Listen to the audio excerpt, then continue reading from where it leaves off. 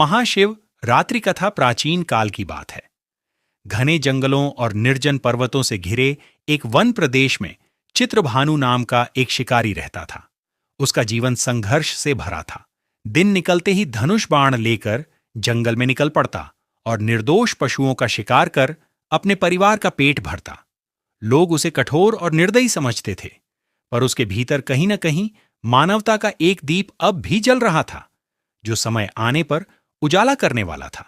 एक दिन दुर्भाग्यवश वह साहूकार के ऋण में फंस गया। ऋण न चुका पाने के कारण उसे बंदी बना लिया गया। संयोग से वही दिन महाशिवरात्रि का पावन पर्व था। बंदी गृह में बैठे बैठे उसने पहली बार संतों के मुख से भगवान शिव की महिमा सुनी। शिव दया के सागर हैं, वे रक्त से नहीं करुणा से प्रसन्न होते हैं। ये शब्द उसके हृदय में गहरे उतर गए। पहली बार उसने अपने जीवन पर सोचना शुरू किया। एक शिकारी के भीतर आत्मचिंतन का बीज पड़ चुका था। अगले दिन उसने साहूकार से वचन लिया, मुझे एक अवसर दीजिए, मैं आपका ऋण अवश्य लौटाऊंगा। साहूकार ने उसे छोड़ दिया। भूख प्यास से व्याकुल चित्रभानु जंगल की ओर निकल पड़ा। संध्या होते होते अंधकार घिर आया। रास्ता भटकते भटकते वह एक तालाब के पास गया। बिल्व वृक्ष के नीचे शिवलिंग था, जो बिल्व पत्रों से ढका हुआ था, जो बेल पत्र से ढका हुआ था। शिकारी को इसका ज्ञान नहीं था।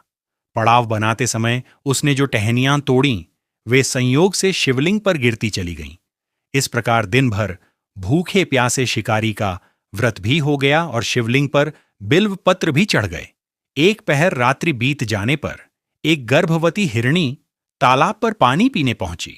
शिकारी ने धनुष पर तीर चढ़ाया और जैसे ही प्रत्यंचा खींची, हिरणी बोली, हे शिकारी, मैं गर्भवती हूं, शीघ्र ही प्रसव करूंगी। तुम एक साथ दो जीवों की हत्या करोगे, जो उचित नहीं है। मुझे बच्चों को जन्म देकर तुम्हारे सामने प्रस्तुत होने दो, तब मुझे मार लेना। शिकारी ने प्रत्यंचा ढीली कर दी और हिरणी जंगल में लुप्त हो गई। प्रत्यंचा ढीली करते समय कुछ बिल्व पत्र अनायास ही टूटकर शिवलिंग पर गिर गए। इस प्रकार उसे अनजाने में ही प्रथम प्रहर का पूजन संपन्न हो गया। कुछ ही देर बाद एक और हिरणी उधर से निकली। शिकारी की प्रसन्नता का ठिकाना न रहा। पास आते ही उसने धनुष पर बाण चढ़ाया। तभी हिरणी ने विनयपूर्वक कहा, हे शिकारी, मैं कामातुर हिरणी हूं, अपने प्रिय की खोज में भटक रही हूं। मैं अपने पति से मिलकर शीघ्र ही तुम्हारे पास लौट आऊंगी। शिकारी ने उसे भी जाने दिया। 2 बार शिकार खोने से वह चिंता में पड़ गया। रात्रि का आधा पहर बीत रहा था। इस बार भी धनुष से लगकर कुछ बिल्व पत्र शिवलिंग पर गिर पड़े और दूसरे प्रहर की पूजा भी अनजाने में संपन्न हो गई। तभी एक अन्य हिरणी अपने बच्चों के साथ उधर से निकली। यह शिकारी के लिए स्वर्णिम अवसर था। उसने धनुष पर तीर चढ़ाने में देर नहीं की। तीर छोड़ने ही वाला था कि हिरणी बोली, हे शिकारी, मैं इन बच्चों को इनके पिता के पास छोड़कर तुरंत लौट आऊंगी। इस समय मुझे मत मारो। शिकारी हंस पड़ा और बोला, सामने आए शिकार को छोड़ दूं, ऐसा मूर्ख नहीं हूं। पहले भी 2 बार शिकार खो चुका हूं। मेरे बच्चे भी भूख प्यास से व्याकुल होंगे। उत्तर में हिरणी बोली, जैसे तुम्हें अपने बच्चों की ममता सता रही है, वैसे ही मुझे भी।